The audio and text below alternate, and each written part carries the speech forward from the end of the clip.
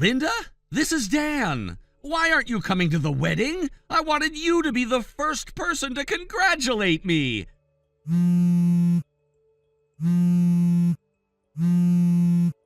What's going on? It's the wedding invitation, the one I gave to Rachel to pass along to you. Why in the world did you return it with not attending marked on it? Why, isn't it obvious? Why would I want to attend the wedding of my ex-husband? But listen, you're a classmate and we have so many mutual friends. If I didn't invite you, it would be awkward, don't you think?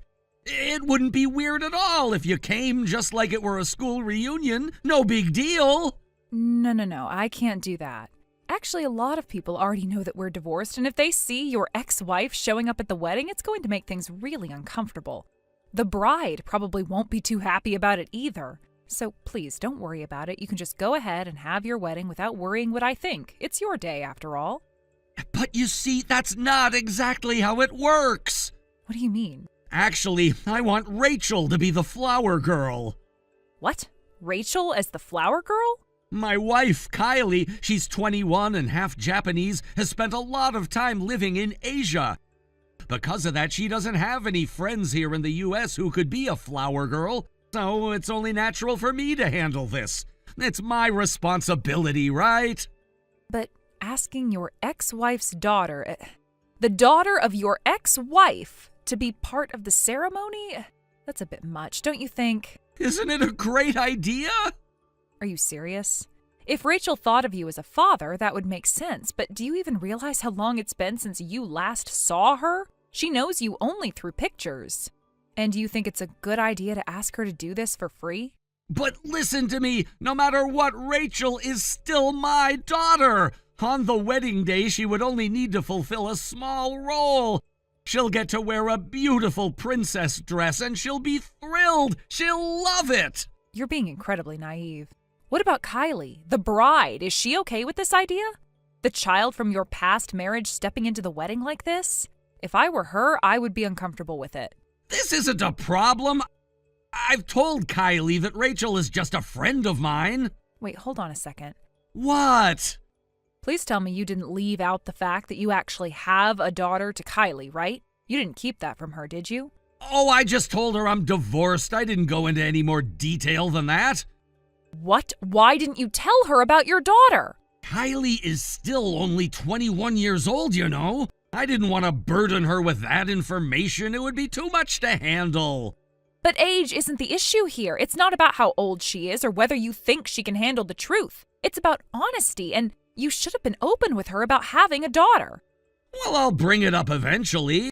I'm just waiting for the right moment. Please, leave this matter in my hands. Waiting for the right moment? This isn't something you can put off. Oh, come on. There's no need to overthink this. Kylie and her family are really easygoing and understanding, so everything will be fine. I'm sure of it. What do you mean by that? Look, if this situation causes any problems down the line, don't involve Rachel or me. We can't take responsibility for any of this. Okay. In the end, I've decided to ask Rachel to be the flower girl after all. No, I refuse. What? Why? I already explained why. Plus, Rachel is old enough to understand a lot of things by now. She knows that her parents' divorce is because of your infidelity. She probably figured that out on her own already without me having to say anything. But that was years ago! The person I'm marrying now is not the same person you were involved with at that time. We should all just move on and let go of the past. I'll come to the wedding and put it behind me. Let's move forward, all right? You can't just make decisions like that on your own. Rachel and I are not going to the wedding. That's final. Okay, but let's at least think about it for a second. You don't think Rachel might want to be a part of something as special as a wedding? It might be her only chance to wear that kind of dress, you know? And don't tell me she hasn't been thinking about it. Every little girl dreams of being the flower girl in a wedding. I'm not asking her to play a major role, just a small one. It won't hurt anyone. No, it's not about that. It's about the fact that you're asking someone who hasn't even seen you in years to step into a situation like that. You're not considering the emotional weight it might carry. I get it. You're worried. You think I'm rushing into things and putting Rachel in an uncomfortable spot. But trust me, I've thought this through. I've made sure that Kylie won't have an issue with it, and I know Rachel. I know she'll enjoy it. It's a small role and it's just for one day. You're overthinking everything. Let it go. I am not overthinking it. I am trying to protect Rachel from this whole mess. She's been through enough, and you know it. The last thing she needs to be is put in an awkward situation at your wedding. And trust me, it would be awkward for her too. But Rachel isn't a child anymore. She's an adult. She's been through a lot, but that doesn't mean she's incapable of handling something like this. And she's not gonna be upset. If anything, she'll be excited. What's the harm in letting her be part of it? It's not about the harm. It's about respect. Respect for what's happened in the past and for the people involved. You can't just wipe all of that away and pretend nothing happened. Look, I know we didn't end things on the best terms, and I'm not trying to pretend otherwise. But this is my wedding. This is a new chapter in my life, and I want to celebrate it with the people who matter to me. Rachel matters, and I would like for her to be a part of it, even if it's just in a small way. You can't expect me to just get over everything and accept it like it's nothing. There is a lot more to this than you think.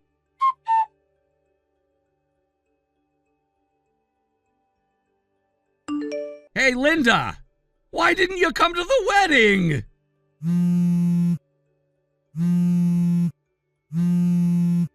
Hey! Answer me!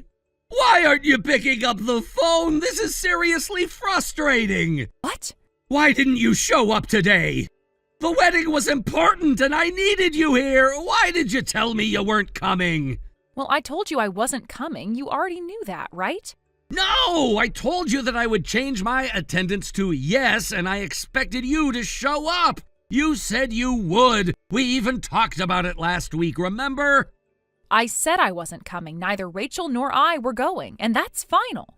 Because of that, everything's turned into a disaster here. You seriously have no idea what you've caused by not being here.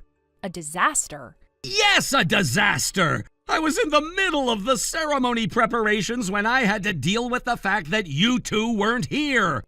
I found a girl dressed as a flower girl in the hallway, and I just assumed it was Rachel. I was panicking, thinking she was lost, so I tried to grab her and take her to the aisle. But then it turns out she was actually there for another wedding. She was mistaken for Rachel, and it caused a huge commotion. Didn't you check her name before trying to take her? I didn't have time to check. It was right before the ceremony, and I was rushing around to make sure everything went smoothly. It's easy to mistake someone in a flower girl dress for Rachel, especially when you've only seen her in photos for so long.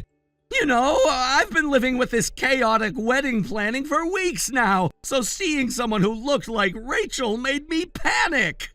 Well, about that, I've heard most of what happened from friends who were attending your wedding. What? You heard what happened? Yes, honestly, I am just kind of dumbfounded by everything. You're really putting me in a tough spot right now. What do you mean? That girl you mistook for Rachel was actually only 8 years old, huh? I heard that she was way younger than Rachel. What does that have to do with anything? She was the same age as Rachel, as far as I could tell. Well, Rachel is 11 now. You seriously mistook an 8-year-old for an 11-year-old? That's a pretty big difference. No way. She's 11 now? Yeah, I told you that. I'm surprised you didn't know. I mean, you haven't seen her in a couple of years, but still, 3 years is a huge difference. Are you really telling me you forgot that your own daughter is 11? Wait, hold on. So Rachel is 11.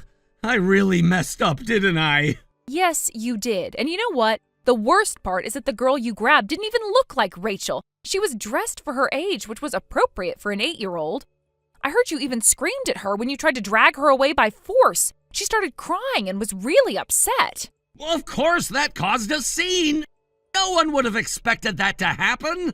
I was just trying to make sure everything went smoothly, but then everything fell apart. Wait. You're telling me that the girl I thought was Rachel was 8 years old and I still got it wrong? Yes, and it was a mess. You need to take responsibility for what happened here. But the real problem is what happened after you tried to grab her. What do you mean? Well, I heard after the whole mix-up, you yelled at the girl. You even shouted, "Listen to what your father says," when you tried to drag her away. That's really bad, you know. Wait a second. Did I say that? I don't remember yelling that. Apparently you did. One of the bride's relatives overheard you. And from what I've been hearing, it wasn't just the girl who was upset. People who were nearby could hear everything. This is getting out of hand. I can't believe I messed up like this. I had no idea that people were listening to me. Why didn't you say something sooner? I didn't know until I heard it from the bride's side.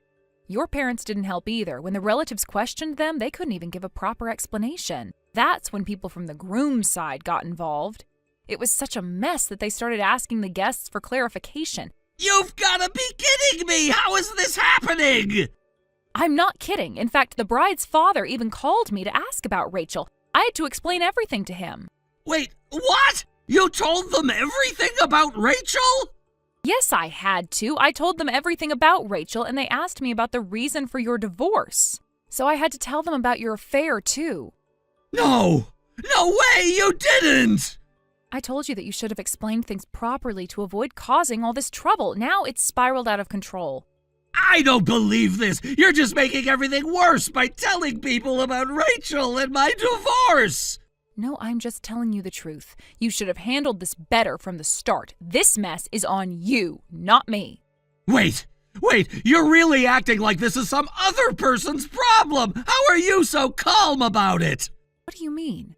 You're the one who's involved in this, and I'm the one who's trying to make sense of all this chaos. You're just sitting there not doing anything to help me out. If Rachel's involved, shouldn't you be helping me out too? Excuse me? Are you even listening to yourself? What? The issue with Rachel is your problem, not mine. Don't try to make me your scapegoat just because you can't handle the situation.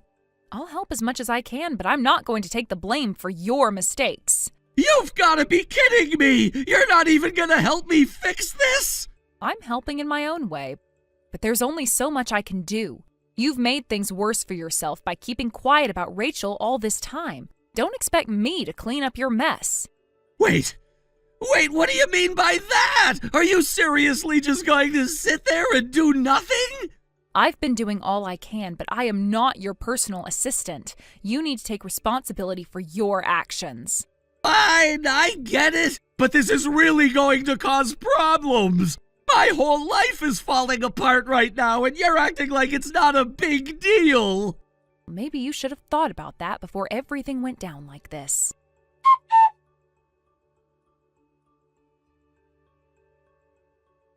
Well, I'm incredibly tired. As for what happened afterward, I only heard the general outline of the story, but, of course, my ex-husband and Kylie's relationship ended in disaster. They broke up as expected. There were claims for alimony and compensation, and since my ex-husband had lied about not having children, the amount that was demanded from him was quite high. It seems like he had to pay a lot more than he anticipated due to that lie. On my end, I also had to chase after him for the child support payments that had been delayed. Eventually, I was able to get a certain amount out of him, though I had to make a lot of effort to get it. And so my ex-husband is currently trapped in a spiral of debt. It's really quite a mess. At one point, he even came to visit me, probably with the hope of asking for money, but the place he showed up at was the apartment I had moved out of years ago. He never thought that there could be a new resident there, and when he arrived, he mistook the man living there for my boyfriend. He caused a huge scene. The whole situation became so chaotic that the police were called. It turned into a big ruckus, and the damage he did, destroyed furniture and appliances, only made his financial troubles worse. His debts grew even larger because he had to pay for the repairs and replacements of the things he broke. Honestly, it's just exhausting. I can't believe the things that happened. It feels as though everything has come full circle. After all this time, he still hasn't learned. I guess people really don't change that easily. In some ways, I feel sorry for him, but at the same time, I can't bring myself to offer any sympathy. He made his choices and the consequences were inevitable. I'm sure he thought everything would go smoothly and that he could just lie his way out of his problems, but in the end, it all fell apart. I had my own share of struggles too after everything that happened. The divorce was painful, of course, and the things I had to deal with as a single mother weren't easy either. But I managed, I moved on, I rebuilt my life.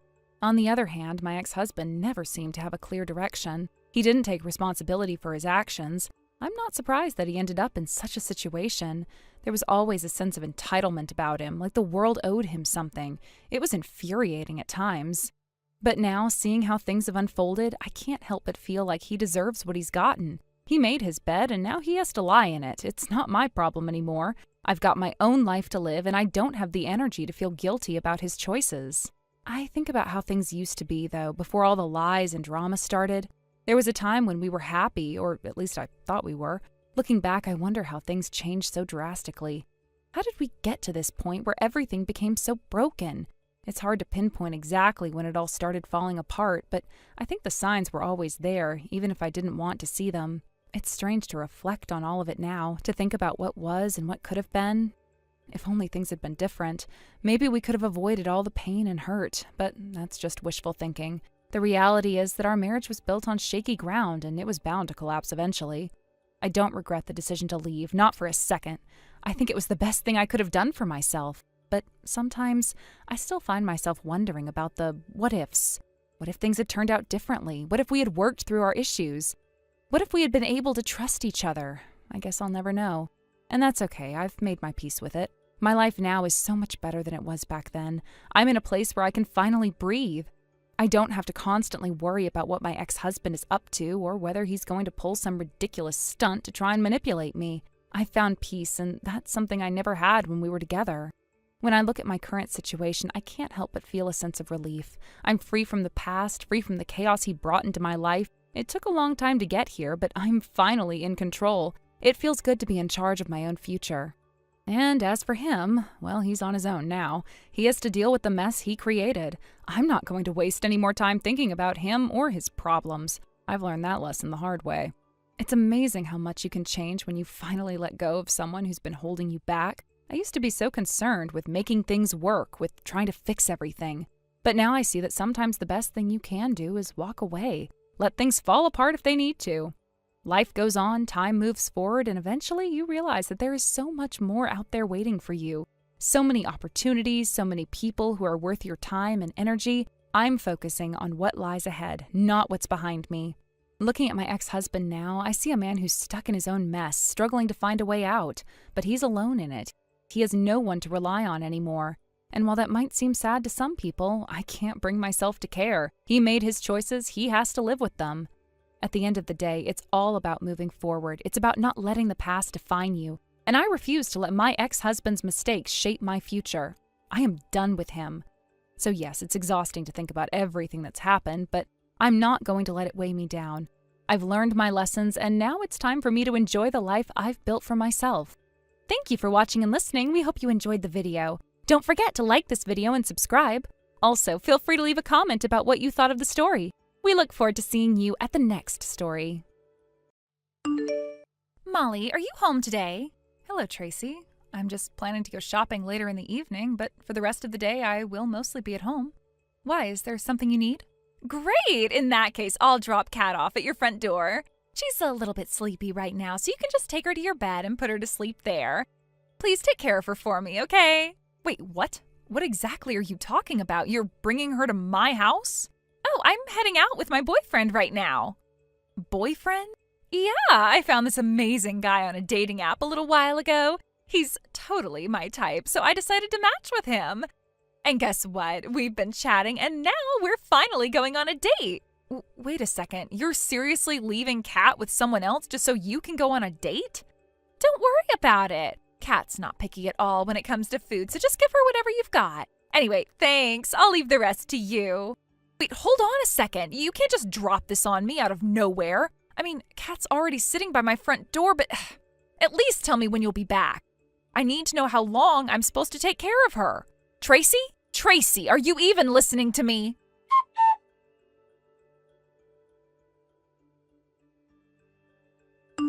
Molly, thanks so much for taking care of Kat today. You're a lifesaver. I'll ask you again sometime soon, okay? As I mentioned earlier, you can't leave her with me until this late. It's really inconvenient. Oh, come on, don't be like that. You have no idea how hard it is being a single mom. I've got so much to deal with already, and I've even cut ties with my family. I don't have anyone else to rely on, you know. You, on the other hand, don't have any kids, so this isn't a big deal for you, right? Actually, I'm pregnant right now. Wait, what? Really? Yes. I'm guessing you didn't notice because my belly hasn't started showing yet, but I've been struggling with morning sickness, especially nausea from the smell of food. Even though I'm not feeling well, I had to prepare meals for Kat, keep an eye on her while she was running around the house, and somehow managed to lie down whenever I could before my husband came home. It was an incredibly exhausting day. But you still managed to take care of her, didn't you?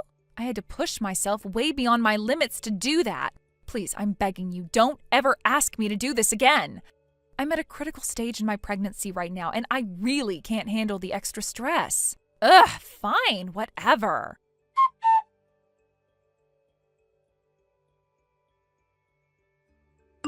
Tracy, you dropped Kat off at my front door again, haven't you? I already told you that I am not taking care of her anymore. Please stop doing this, especially while I'm bedridden with morning sickness.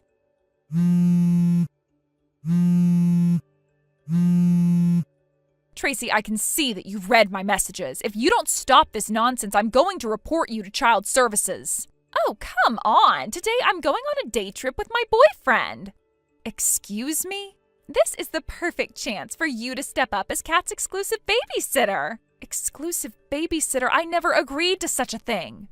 But look at it this way. Taking care of Kat is giving you valuable experience in parenting, don't you think? I'm dealing with severe morning sickness and I can barely manage my own day-to-day life as it is.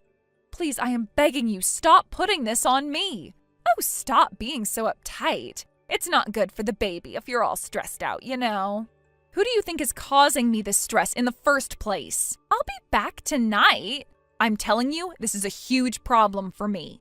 Well, I want to enjoy some quality time with my boyfriend, so I'm turning off my phone now. Tracy! Hey, don't you dare hang up on me!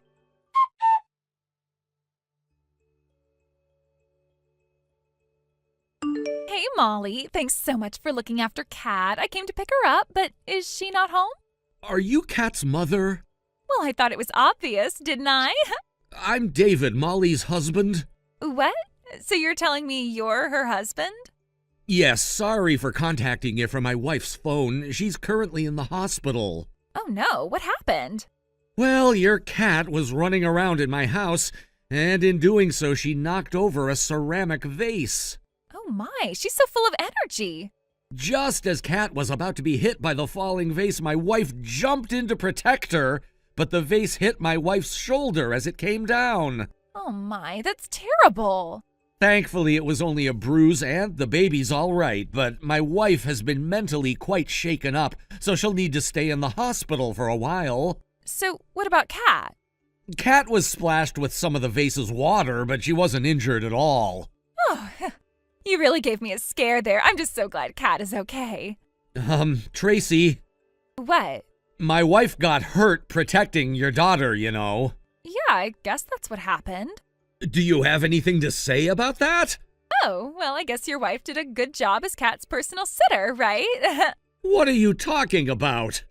Well, when your wife wasn't around, you must have been the one looking after Kat, right? Where is she now? You should bring her here quickly. Well, Kat isn't with us anymore. What? It seems like you don't really understand what's going on, so let me explain everything clearly from the beginning. What's going on? Earlier today, when the vase fell, there was a loud noise, and neighbors heard Kat crying, so they called the police. The police? Yes, the neighbors told the police that you left Kat at our door without permission. What? But your wife is supposed to be Kat's personal sitter, isn't she? That's something you just assumed on your own. I'm her mother, and I said that she's the sitter, so that's how it is. Can we please stick to the actual topic here? What? There's more? Yes, there is. Fine. After hearing from the neighbors and my wife, the police contacted Child Protective Services. Wait, what's that? Your wife was talking about it too, but I had no idea what she meant. Child Protective Services, or CPS, is a department that deals with situations where children are in unsafe environments. What? Well, things have progressed since then. Your ex-husband is planning to take Kat back to his family's house. What? Why didn't anyone tell me? I'm her mother. I should have been the first to know. Apparently they tried calling you but couldn't reach you. That's because your wife kept calling nonstop, making my phone ring constantly, so I turned it off. She could have just called the hotel where I was staying. But you didn't let anyone know where you were staying, did you? Well, if I didn't do that, no one would have watched Kat, even the so-called personal sitter. Are you gonna keep repeating that? Anyway, my wife's in the hospital, and once she's discharged, we'll send her back to her family to prepare for childbirth. What? That's ridiculous. If you want to pick up Kat, you need to talk to your ex-husband. That's impossible. Why? His family is over 3 hours away by plane. I've already spent a lot of money on this trip, and now I can't even afford the travel expenses to pick up Kat. I see. That sounds really tough. What's with this I'm just an outsider attitude? Well, I'm not really in a position to get involved. Oh, you're so slow to figure things out. Excuse me? You exchanged contact details with my ex-husband, right?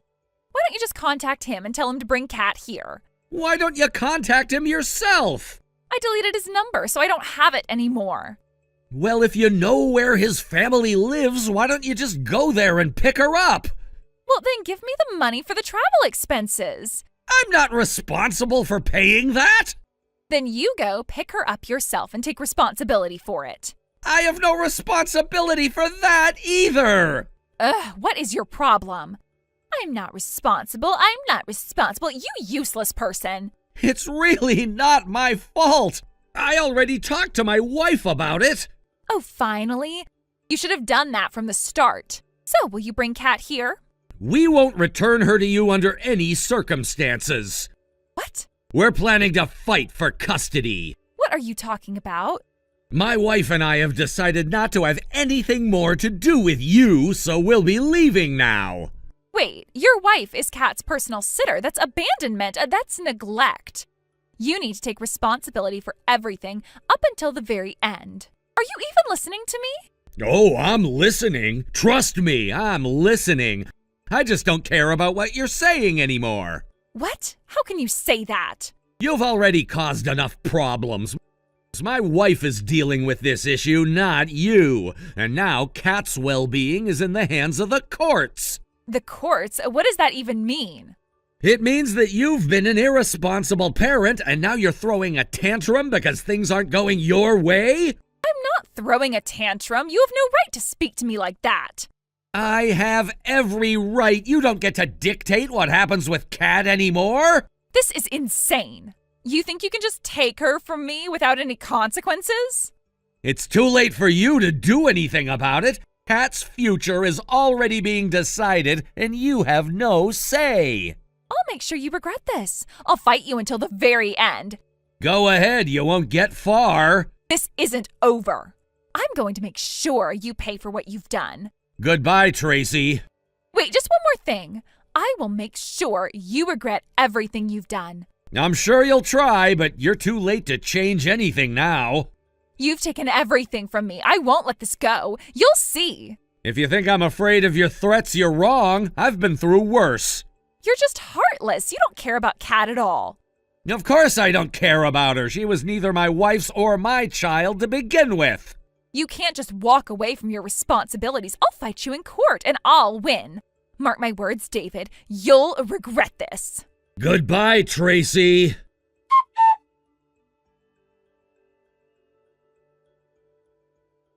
When I was messaging with Tracy, I had no idea how much my perception of the situation was about to change. We had been talking casually about everyday things when suddenly I realized something that struck me. Tracy's ex-husband, who had come to pick up their daughter Kat, was sitting right next to her. This moment was one of those subtle yet profound realizations, like a shift in perspective that made everything seem a little more complicated. It turned out that Tracy and her ex-husband had only divorced 3 months ago. The details of their breakup weren't something Tracy had shared much with me, but it wasn't hard to sense the tension and sadness lingering between them. It seemed like they were still adjusting to this new dynamic, but they were clearly trying to handle it for Kat's sake. However, the moment took a much more emotional turn when Tracy's ex-husband began to visibly tremble after hearing about Kat's current situation. Tears welled up in his eyes, and I could see the pain he was feeling in that moment. He had always been a bit reserved when it came to his emotions, so this sudden vulnerability caught me off guard. He said in a voice thick with emotion, "I will definitely get custody." It wasn't just a statement, it was a vow, a promise to himself, and perhaps a reflection of his deep love for his daughter. Then, to my surprise, he bowed deeply to my wife and me in gratitude and humility before taking Kat with him. They left together, headed back to his parents' house, which was quite far away. The weight of the moment lingered in the air, and I could only imagine what Kat was going through as she left with her father. A few days passed, and my wife and I anxiously awaited news about what would happen next. We had been so worried about Kat's well-being, unsure of what the future would hold for her after everything she'd experienced. Her life had been turned upside down by her parents' divorce, and we couldn't help but wonder how she was processing all of it. But then we received the message we had been hoping for. Tracy's ex-husband had successfully gained custody of Kat. My wife and I both breathed a sigh of relief. It felt like a weight had been lifted from our shoulders, and there was a flicker of hope that things might finally settle down for Kat. We were glad to hear that she'd now be in a more stable environment with her father, far away from the uncertainty and turmoil of the past months. But as relieved as we were for Kat, Tracy's life was spiraling in a completely different direction. It seemed that she had kept a significant secret from her boyfriend, the fact that she had a child. I hadn't known about this until later, but when her boyfriend found out, he was understandably shocked. The revelation had a dramatic effect on their relationship. He cut off all communication with Tracy, leaving her stunned and devastated. From what I gathered, he wasn't sure how to handle the situation and ultimately chose to walk away, leaving Tracy with no one to lean on. This kind of rejection, especially from someone she'd relied on for emotional support, must have been incredibly painful for her. Not only had she lost her marriage, but now she was facing the harsh reality of losing someone who could have been a pillar in her life. Tracy must have felt completely abandoned, and I could only imagine the emotional toll it was taking on her. As if that weren't enough, I soon learned that Tracy was no longer allowed to see Kat. The custody arrangements had been finalized, and it was clear that her ex-husband had decided to keep Kat away from her for the time being. The reasons for this weren't entirely clear to me, but it seemed like a decision made with the intention of giving Kat a stable, quiet environment away from any further emotional upheaval. Tracy, having already been through the devastating loss of her marriage, now had to face the painful reality of not being able to see her own daughter. I can only imagine how it must have felt for her, a mother being denied the right to be with her child. It was a situation that seemed so unfair, and I couldn't help but feel for Tracy as she navigated this heartbreak. One day, a few days ago, I unexpectedly ran into Tracy at the station. When I saw her, I barely recognized her. She had changed so much in such a short time. She had clearly lost weight, and her once lively and confident demeanor was now replaced by an air of exhaustion and distress. Her face seemed hollow, and her eyes had a faraway look in them, as if she were lost in her own thoughts. She stood there alone, looking down at the ground, her mind seemingly elsewhere. I couldn't bring myself to approach her immediately. I didn't want to intrude, but at the same time I felt an overwhelming sense of sympathy for her. I had known her as a confident and energetic woman, but now she looked like someone who had been broken down by the weight of her circumstances. At first I wasn't sure if I should say anything to her. She seemed so distant and preoccupied, and I didn't want to make things worse. But then she looked up and saw me. She gave a faint, almost absent smile, one that didn't quite reach her eyes. It was a smile that spoke of someone trying to mask their true feelings, but failing to do so. She looked like she wanted to say something, but before she could, she turned and quickly walked away. It was as if she had already made up her mind to shut herself off from the world, to protect herself from any further disappointment or hurt. Her departure left me with a sense of finality, as if Tracy had already resigned herself to the circumstances of her life. She had endured so much in the past few months: the divorce, the loss of her daughter, and the breakup with her boyfriend, and now it seemed like she was withdrawing into herself, perhaps to shield herself from further pain. It's clear that Tracy is going through an incredibly tough time. The weight of her divorce, the separation from her daughter, and the loss of the person she had relied on emotionally, all of it must be overwhelming. It's hard to imagine the kind of emotional toll it's taking on her, but I hope that in time she will find a way to heal and rebuild her life. The road ahead may be long, but it's not impossible. As for Kat, I hope she thrives in her new life with her father, and that she finds the love and support she needs to grow and heal. This situation has been difficult for everyone involved, but sometimes the hardest part is just taking the first step toward healing. Tracy may not see it now, but eventually she'll have the strength to rise from this. Everyone deserves a chance to start over. Thank you for watching and listening. We hope you enjoyed the video. Don't forget to like this video and subscribe. Also, feel free to leave a comment about what you thought of the story. We look forward to seeing you at the next story.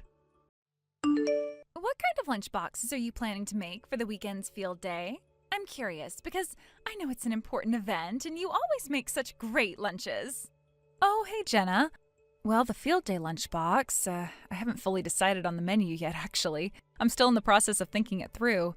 This year is extra special because it's Angelica's first field day since she entered elementary school. Both sides of the grandparents will be coming, so I want to make sure I prepare something that feels right for the occasion. So I'm trying to come up with a meal that's both delicious and a little more festive than usual. It's been a bit of a challenge trying to come up with ideas, but I'm sure I'll figure it out soon. Oh, wow, that sounds exciting. The first field day. Oh, I can totally see why you'd want to make something extra special. You said both sets of grandparents are coming too? That's a lot of people to consider, huh? So what do you think you'll include? I mean, you said it would be something decent, but I'm dying to know more. What kind of things are you planning? Yeah, it's a lot to do, but I'm really looking forward to it. As for the menu, I'm thinking I'll include some things that I know everyone will enjoy. For sure, I'm planning on fried chicken. It's a lunchbox classic in my family, right? I think it's always a safe bet, and it's something both kids and adults like. Then I'm thinking about including egg sandwiches, simple but tasty. Oh, and some apple slices. I want to make sure I have some fruits in there to balance out the savory items. Those things are pretty much confirmed at this point, but I'm still figuring out the other details. I'll probably add some veggies too, like little cherry tomatoes, maybe some broccoli. I want to have a good mix of flavors, and I think that'll make a lunchbox look even more appealing. Oh, that sounds so good! I love that you're including some veggies, too. You know, it's so important to have a balance. But hey, wait, you mentioned fried chicken and sandwiches? Oh, that sounds amazing, but I was actually hoping you'd include sausages, too. You know, the kind of sausages that are perfect for lunchboxes. I think they're such a great addition, don't you? Oh, yeah, I completely agree. It's actually a great idea, and I think I'll definitely add them in. I'm glad you suggested it. I hadn't thought of it yet, but now that you mention it, it would make the lunchbox even better. Definitely adding sausages. Yes, I'm so happy that you're going to include sausages. I can already imagine how good that's going to look. But, speaking of the fried chicken, I have to let you know my kid doesn't really handle oil or flour well. You know how some kids have issues with greasy food? My kid's one of those. It's not a huge problem, but I figured I should let you know so you can plan accordingly. Oh, that's interesting. I didn't know that. I'll definitely keep that in mind, though. Since my kid likes other things like salmon and tuna, you could probably replace the fried chicken with more of those. You could make those options a little bigger. How does that sound? Wait, hold on a second. I never promised to make the lunchboxes for you. I only shared my menu because you asked. You're the one who asked about it, so I was just telling you what I was thinking. I wasn't agreeing to make a lunchbox for everyone, especially since I've got my own family to take care of. What? But you've been going on and on about what you're making. After hearing all of that, I thought for sure you'd be making the lunchboxes for us too. I mean, you were practically bragging about it. I just assumed you were offering to help. Isn't that what neighbors do? Help each other out? Bragging? I was just sharing my ideas. I never said I'd make the lunchboxes for anyone else. You can't just assume that I'm going to do everything for you just because I mentioned what I'm making for my family. This is my responsibility, and I'm doing it for my own family. Oh, come on. You know how tough it is to make lunchboxes, especially for a whole family. It's a huge job. You said yourself that you were going to make something decent, so why not help us out too?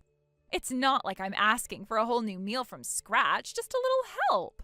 Look, I get it. It's hard. But I work just as much as you do. I work 4 days a week, and I'm working the day before the field day too. So I'm not in a position to just whip up a bunch of extra lunchboxes for everyone. But honestly, I think Liz would appreciate having a lunchbox that you made, don't you? I'm sure she'd love that more than anything. That's not the point. I'm just asking you to help out, and it's not fair to leave me to do everything on my own. It's just one more thing added to the pile of stress. I understand, but I can't make any promises. I'm preparing my own family's meal, and I think that should be enough. You'll figure it out, just like everyone else does. Well, you're really not helping. If you're not going to make it for us, then I guess I'll just have to figure it out on my own. Yes, you will. Good luck with that. Also, I'm blocking you until the day of the event then. What? Wait a minute, seriously?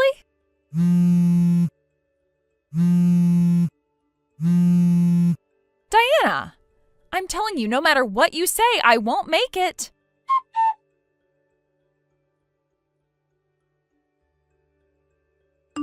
Jenna, this is so unfair. You promised you would make lunch for us too. Why didn't you make it? Because of you, we ended up with the convenience store lunch. When I got home, my mother-in-law and husband yelled at me so much. The whole situation was a disaster. I never promised that. I clearly said no. You did promise. No, I didn't. You blocked me without asking and forced the conversation to end, didn't you? Don't you feel bad for Liz? I thought you were at least a decent person, but now I see it's just all talk. You didn't even consider how I felt. You just went ahead and did whatever you wanted, didn't you? Aren't you just trying to get your way by using your child as a shield? You're trying to guilt-trip me into doing what you want by playing the mother card. As a mother, don't you think that's a bit much? Is that really how you want to raise Liz, by manipulating people to do what you want? Shut up! By the way, Diana, didn't you try to take credit for the lunch I made? Don't even pretend you didn't. What? What are you talking about? I heard from a mom who used to be at the same kindergarten as Liz that you did the same thing at the kindergarten sports day. Don't try to act like you don't know what I'm talking about. Huh? What does that have to do with anything? Apparently, it was a success back then, but the families who were affected had to put the lunch in a big container and then serve it into smaller plates to eat. They were trying to share the lunch, but you took that big container, loudly proclaimed, "I made lunch for someone's family," and showed off to everyone. You acted like you were the one hosting the meal, eating it without any hesitation. You didn't even leave any for anyone else. How is that acceptable? Huh? No, that's not true. You've got it all wrong. But this time, contrary to what you expected, I prepared individual lunch boxes for everyone, and they were separated from the start. I even gave them out to everyone before lunchtime. There was no opportunity for anyone to take the lunch from someone else. And naturally, there was only lunch for my family. Thanks to that, your lunch-stealing tactic didn't work this time. What? For a field day lunch, you're supposed to have a big container of lunch boxes, right? To divide it up into individual portions from the start is just crazy. Who even thinks of doing that? You have completely lost it. My husband's family always did it like that, so I just followed their way. It's not a big deal. That's called being a slave to your mother-in-law. It's foolish to just obey her even though she's your enemy. Why would you let someone control you like that? Don't you have a mind of your own?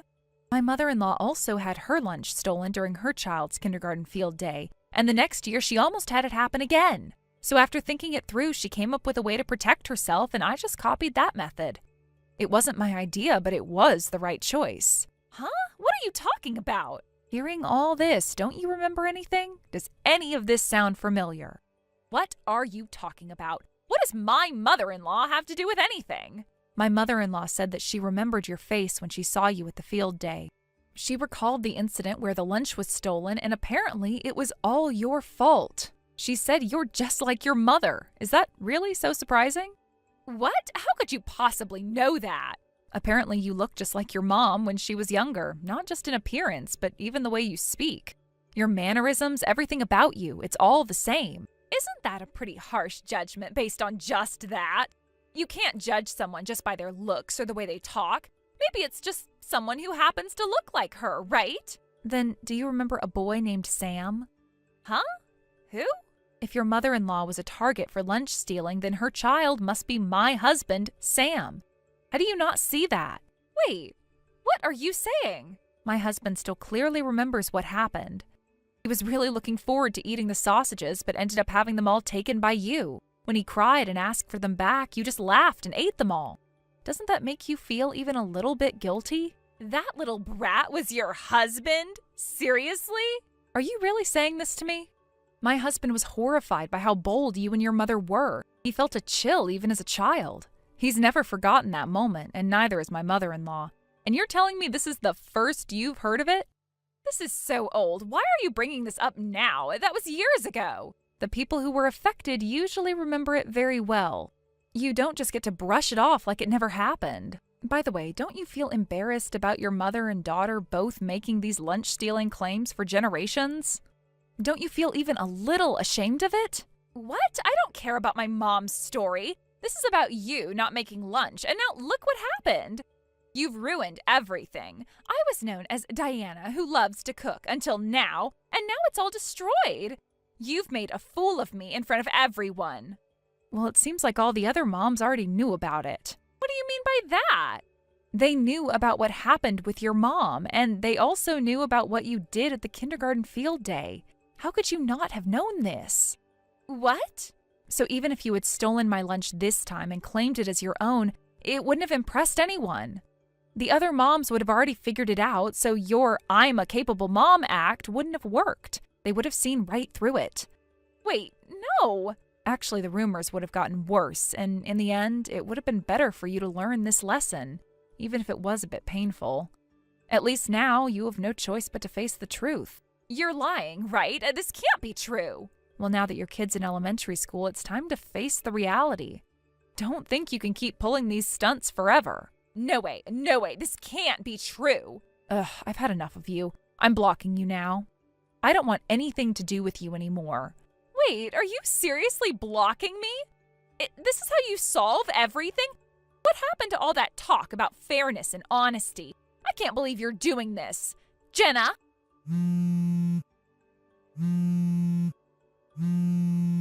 Jenna!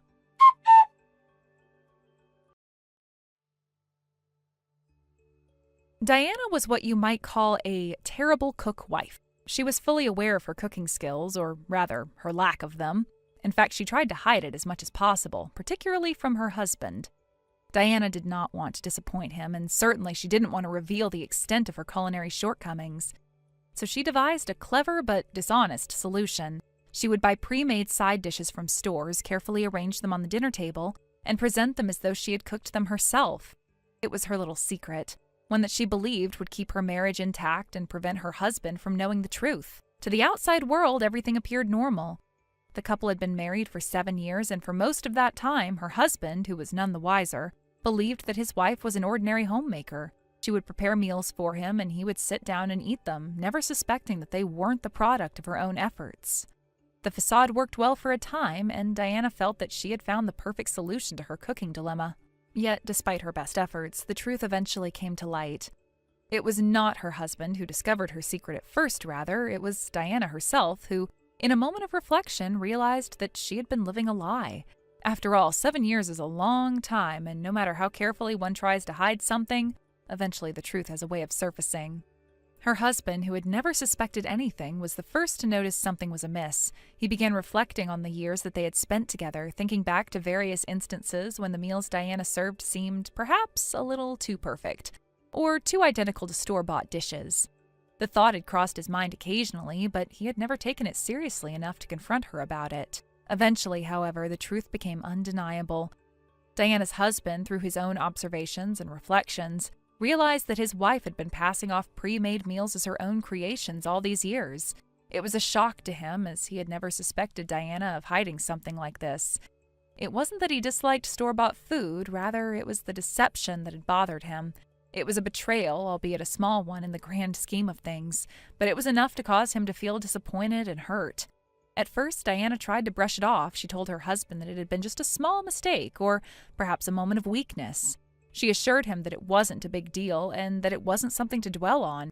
She even promised that things would change and they could work together to improve their cooking skills. In an attempt to restore harmony and fix the situation, Diana suggested that they both learn how to cook together. This seemed like a reasonable solution at the time. Her husband, wanting to save their relationship and move past the issue, agreed to the idea. They could take cooking classes, watch tutorials online, or experiment in the kitchen together. It would be an opportunity for them to bond and strengthen their relationship, and perhaps, over time, her husband's hurt feelings would subside. For a while, it seemed like the plan was working. Diana and her husband began cooking together, and it was clear that they both had a lot to learn. It wasn't always easy, and there were definitely some awkward moments in the kitchen as they fumbled their way through recipes. But Diana felt a sense of relief that at least her husband wasn't harboring any ill feelings towards her anymore. They were in this together, learning and growing as a couple. However, it wasn't long before Diana fell back into her old habits. Cooking together had not provided the long-term solution she had hoped for. The stress of managing the household, the pressure of cooking every day, and her own reluctance to embrace the kitchen led her to make the decision that would eventually unravel everything she had worked so hard to hide. A month later, Diana was caught once again. This time, she had gone even further than simply buying store-bought side dishes. Diana had managed to steal her younger sister-in-law's cooking and claimed it as her own. She presented a meal that was clearly not of her own making, passing it off as her own creation once more. Her husband was understandably upset. Not only had she lied again, but she had taken it to an entirely new level. The fact that she had stolen her sister-in-law's cooking was seen as a betrayal within the family, especially since it had gone beyond the boundaries of just her marriage. It was an act of dishonesty that involved more than just her relationship with her husband. It affected the entire family dynamic. This incident was the final straw for Diana's husband. He had tried to give her the benefit of the doubt, but now it seemed clear that her actions were deliberate and calculated. The betrayal had escalated from a simple lie to something far more damaging. Her husband felt deeply hurt and disappointed, and he struggled to understand why Diana had chosen to continue with the deception despite everything they had been through. As the situation unraveled, the discussion quickly turned to accusations. The family began to gossip about Diana's behavior, and some members even referred to her actions as a form of bullying toward her younger sister-in-law. Diana's behavior toward her sister-in-law, who had been innocent in all of this, was seen as an attempt to belittle her or steal the spotlight, especially in the context of family gatherings where everyone was expected to contribute in some way. It wasn't long before Diana's husband made the difficult decision to divorce her. The trust that had been broken could not be repaired, and the emotional toll of the lies and deceit was too much for him to bear. The marriage had been built on a foundation of dishonesty, and that foundation had crumbled under the weight of repeated betrayals. After the divorce, Diana's husband moved on with his life, and Diana was left to face the consequences of her actions. She realized too late that the secrets she had kept and the lies she had told had cost her more than just her marriage. Her relationships with her family were strained, and her reputation was tarnished. Liz emerged as the true beneficiary of the situation. She moved in with her father's family and began living a life that was free from the tension and lies that had plagued Diana's marriage. Liz was able to focus on her own well-being, and more importantly, she was surrounded by the love and support of her husband's family. Growing up in a home where she was cared for and nourished by her grandmother's homemade meals, Liz thrived. The warmth and comfort of her new life contrasted sharply with the coldness that she had to endure with her mother, Diana. Thank you for watching and listening. We hope you enjoyed the video. Don't forget to like this video and subscribe. Also, feel free to leave a comment about what you thought of the story. We look forward to seeing you at the next story. Angela, your business trip was supposed to end today, right? What time are you coming home? I've been looking forward to seeing you. I even went ahead and made plans for us to have dinner when you get home. Chris, I'm so sorry. My business trip has been extended. I won't be back until Monday now. What? Why? What happened all of a sudden? The person I was supposed to meet for work ran into a major issue on their end. They asked to reschedule our meeting. So now I'm stuck here over the weekend, waiting for things to settle. It's frustrating, but it's out of my hands. I see. I understand now. I feel awful about this. I was really looking forward to finally spending a weekend together with you. It's been so long since we've had that kind of time. Don't worry about it, Angela. I understand. It's work, after all. These things happen, and it's beyond your control. We both knew this would happen sometimes when we decided to get married, considering how busy our jobs are. We promised to support each other no matter what. Thank you for being so understanding. I'll make it up to you. When I get back, I'll stop by and pick up your favorite chocolate cake. You always say it's the best treat after a long week. Sounds good. I'll be looking forward to it. Even though it feels like we hardly ever get time together anymore, let's make sure that next time we have the chance, we'll just relax and enjoy each other's company. No work, no interruptions, just us.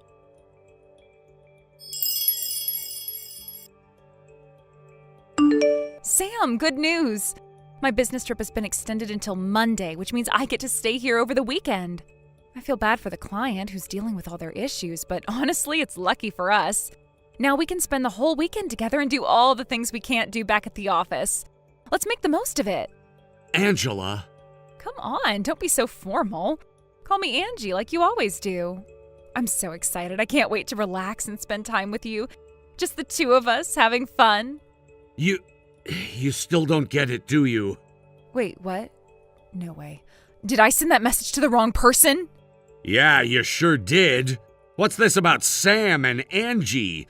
Looks like you sent one of those classic wrong messages. You know, I used to wonder who's dumb enough to make that kind of mistake, but now I know. Turns out it's people like you who live in some fantasy world. No, you're completely misunderstanding. Okay, I'll admit I sent the message to the wrong person, but let me explain. Sam's a woman. She just has a boyish vibe, so everyone calls her Sam. She's a junior colleague of mine, so we're here on this trip for work. We're not sharing a room or anything like that.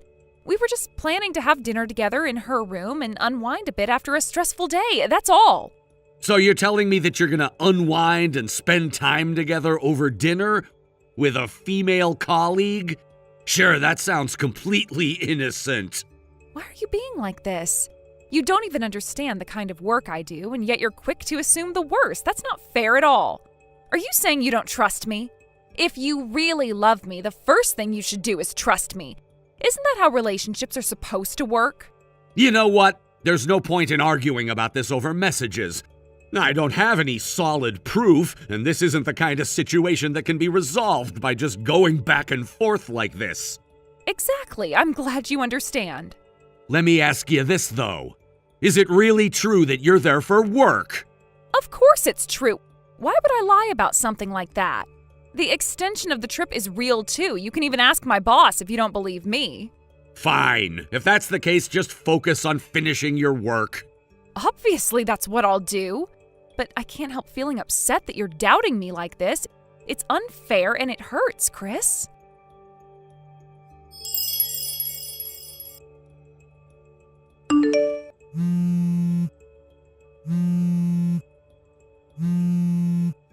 Chris, what were you thinking? You actually called my company, didn't you? What did you say to them? Do you even realize what kind of chaos you've caused? I just got told by management that they're sending someone else to handle the Monday meeting. They told me to return home immediately. That was supposed to be my negotiation, my opportunity to prove myself.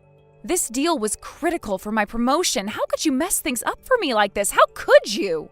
You acted recklessly without even bothering to talk to me first, and now everything is ruined. Do you have any idea how unfair and hurtful this is? Oh, really? Is that what you think? Well, then let's hear your excuses this time. I'm curious to see how you'll try to spin this mess you've made. Wait, what's this? What are you even talking about? It's a screenshot of a message you sent 2 weeks ago, the day you left for your business trip. You must have realized your mistake and tried to delete it right away, but I'd already seen it by then. You didn't think to check whether I'd read it, did you? No, this can't be happening. How is that even still there? You do know that smartphones have a screenshot feature, don't you? Or did you somehow miss that little detail? This is too much. You've gone too far, Chris. I mean it. Too far? Are you seriously accusing me of going too far?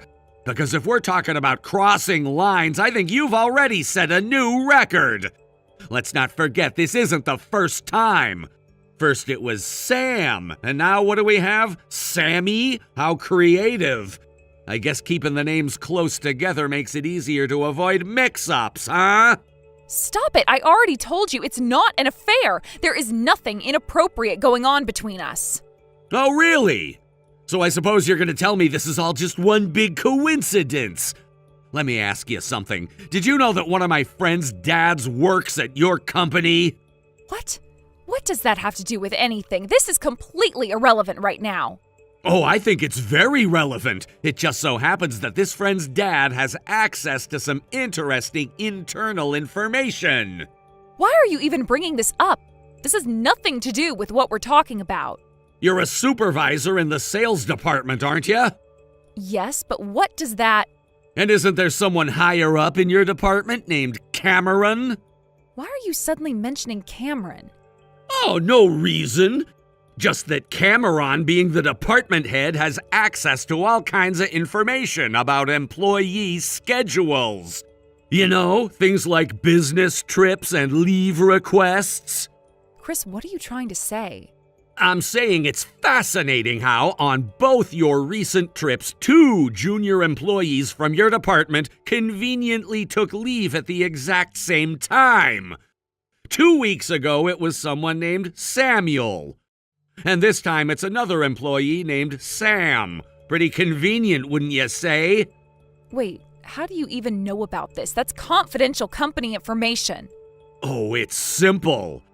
Since I'm your husband, they thought it was only fair to share this information with me. You know, as part of an open and honest partnership. That's ridiculous. You can't just invade my privacy like this. Oh, and speaking of transparency, I've already submitted the screenshots of your messages to Cameron. What? No, you didn't. You can't do that. Sharing private messages like that. What is wrong with you? Given the circumstances, I think it's entirely justified. Chris, listen to me. This isn't what you think it is. I'm not having an affair, and I've done nothing wrong. The timing of those junior employees' leave requests was just a coincidence, I swear. Oh, a coincidence!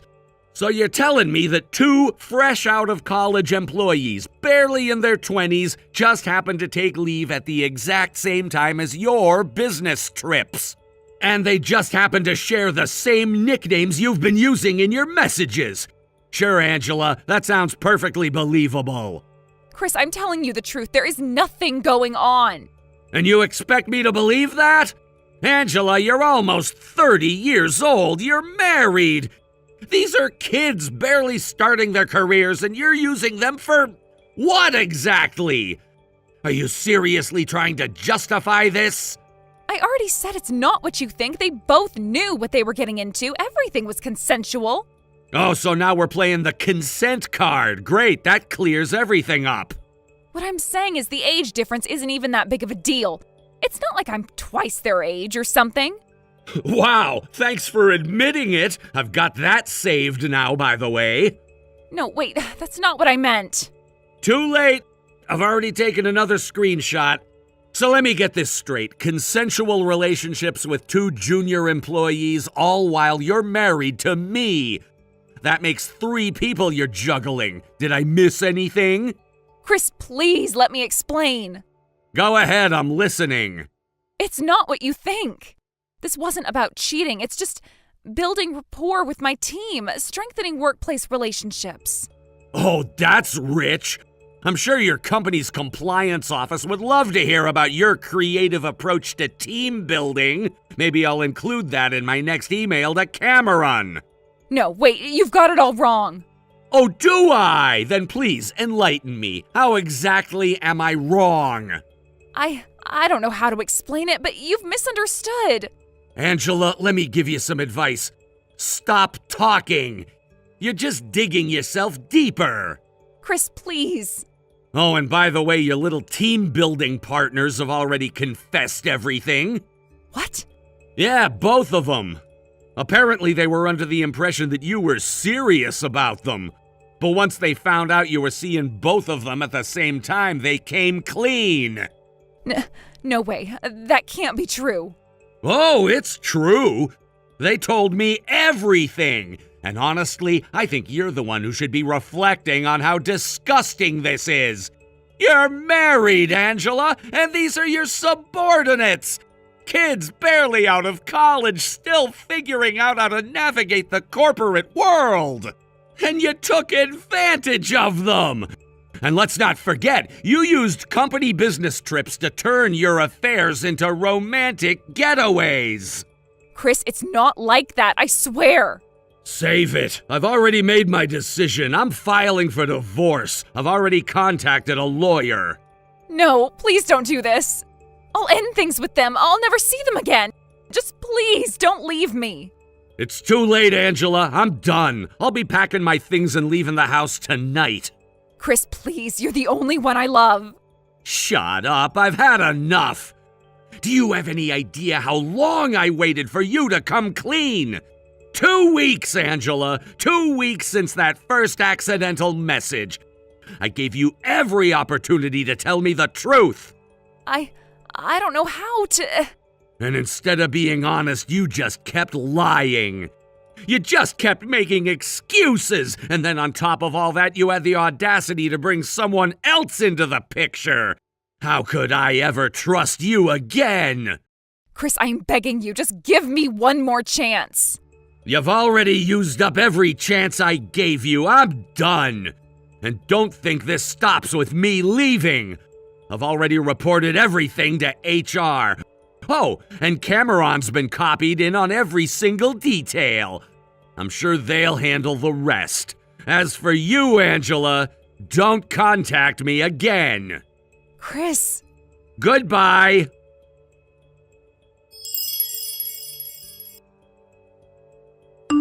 It appears that Angela returned to the company that very same day. From what I gathered during her business trip, it seems she had done everything by the book when it came to her work. This ultimately helped prove her professionalism and allowed her to keep her job, even though she had made a number of mistakes prior to this. However, while her job wasn't completely lost, the consequences were not light either. Angela was demoted, and her new role was in a department where she'd no longer be dealing with high-stakes work, but instead would focus more on internal office tasks. The change was significant, and it marked a clear shift in her responsibilities. While she had managed to avoid being completely let go, she had definitely been punished for her actions. The truth is, this demotion came after a series of missteps on her part, and despite her attempts to salvage her reputation, she was now in a much less viable position within the company. It seemed like her work had been sufficient during the trip, but it wasn't enough to save her from the fallout of her previous behavior. It wasn't exactly an ideal situation for her, but at least she wasn't completely cut off from her career. Meanwhile, the new recruits who had joined the company alongside Angela couldn't handle the intense pressure that came with the environment. They weren't able to cope with the high expectations and the watchful eyes of their colleagues. For some reason, they found it increasingly difficult to survive under the scrutiny, and in the end, they chose to resign voluntarily. From what I gathered, they just couldn't endure the psychological and emotional toll that came with their roles. Their decision to leave wasn't necessarily a surprise, but it was an indication of just how overwhelming the corporate world could be for those who weren't fully prepared for it. As for me, I was able to get the alimony I had requested from Angela and the others. The amount wasn't particularly high, considering that our marriage had been so short-lived, but it was enough to cover the costs and provide some sense of closure. I had never expected a large sum, and honestly, I wasn't even concerned about the amount.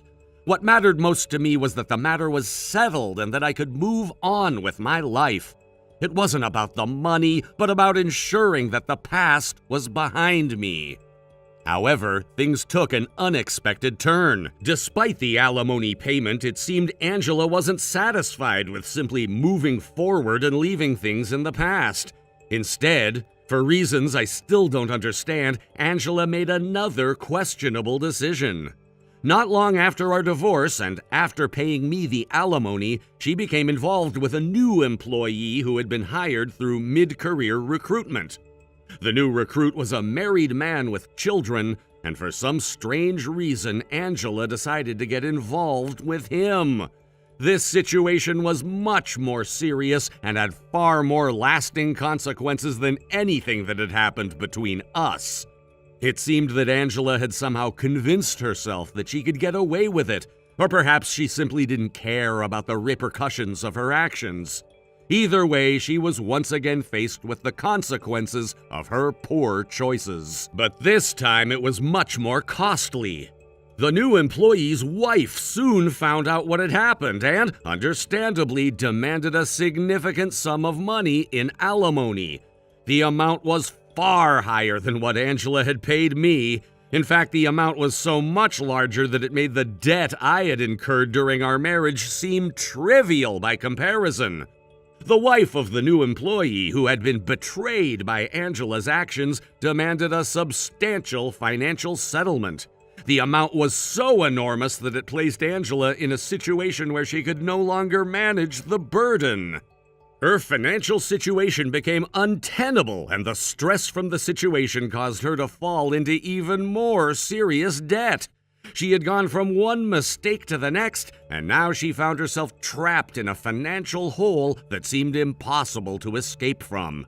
Angela's mounting debt became so unmanageable that she was forced to leave the company altogether. It was clear that she could no longer function in the corporate world, given the weight of her financial troubles and the reputation damage that came with her personal choices. She resigned from the company, marking the end of her professional career there. It wasn't a proud moment for her, and there was no redemption this time. Angela had made her bed, and now she had to lie in it. But that wasn't the end of the story. With no job and no prospects, Angela turned to an entirely different industry. Desperate and seemingly out of options, she transitioned into the nightlife business. She chose to leave behind the corporate world and try her hand in bars, clubs, and other nighttime ventures. It was a drastic change from her previous career, and it was hard to say if it was a decision born of necessity or simply the result of poor judgment. The nightlife industry, while lucrative in certain respects, is also known for its high risks and moral compromises. Angela's choice to dive into that world seemed like an escape, but it was a risky one. She went from a corporate office to the shadowy corners of bars and clubs, where the opportunities were there, but so were the dangers. It wasn't a stable or honorable career path, but for someone who had no other options left, it might have been the only one she felt she could pursue.